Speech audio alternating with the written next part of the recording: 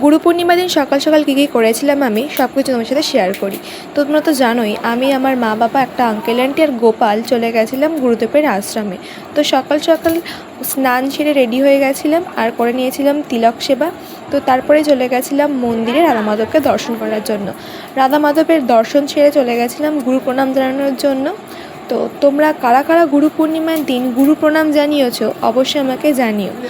আর কিন্তু গুরুর হাত ধরেই আমরা কিন্তু রাধা মাধবের কাছে পৌঁছতে পারবো, তাই গুরুকে সম্মান জানানো গুরু পূর্ণিমার দিন অত্যন্ত জরুরি। তো এরপরে চলে গেছিলাম যেখানে প্রসাদ বিতরণ হচ্ছিল সেখানে। আর আজকের ভক্ত সমাহারটা দেখো, কত ভক্ত কত দূর দূরান্ত থেকে গুরু পূর্ণিমার দিন গুরুকে প্রণাম জানানোর জন্য এসেছে।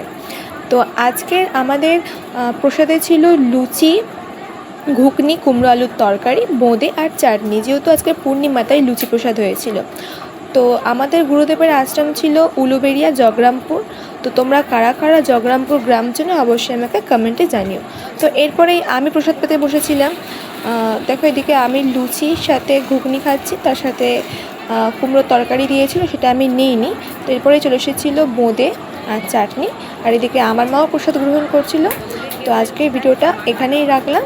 কেমন লাগলো অবশ্যই জানিও। দেখা হচ্ছে নেক্সট ভিডিওতে। Tata, bye, Radhe Radhe.